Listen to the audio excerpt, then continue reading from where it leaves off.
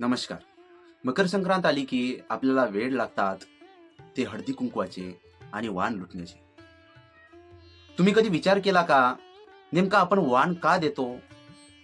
याच्या मागील पौराणिक कथा काय आहे? याच्या मागील शास्त्र काय सांगतं? तर चला, आजच्या व्हिडिओमध्ये आपण सविस्तर विचार करणार आहोत. तर स्वागत आहे तुमचं आपल्या माऊली परिवार यूट्यूब चॅनलवरती. पुराणानुसार संक्रांती ही एक देवी मानली आहे. असे म्हटले जाते की संक्रांती देवीने संकरासूर नावाच्या क्रूर राक्षसाचा याच काळामध्ये वध केला होता आणि या विजयानंतर सर्व सृष्टीमध्ये आनंदाचे वातावरण निर्माण झाले.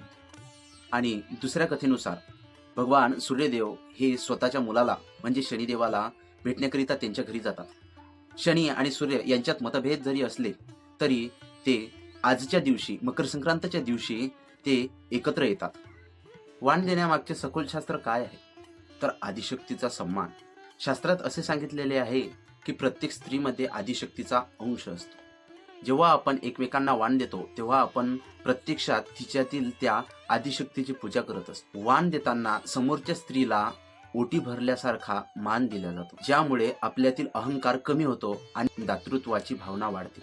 अध्यात्म सांगते की मकर संक्रांतीच्या दिवशी आपण जे काही दान देतो त्या दानाच्या कितीतरी पटीने आपल्याला त्याचं फळ मिळते. दान देणे म्हणजे आपल्या भाग्याचा अंश दुसऱ्याला देऊन पुण्य प्राप्त करणे होय. वाण देणे म्हणजे ही एक प्रथा नाही, ही आपली संस्कृती आहे, जी स्त्रियांना एकत्र आणते आणि नात्यातील गोडवा निर्माण करते. तुम्हाला हा व्हिडिओ कसा वाटला हे मला कमेंटमध्ये नक्की सांगा आणि आपल्या मित्रमैत्रिणींना हा व्हिडिओ नक्की शेअर करा.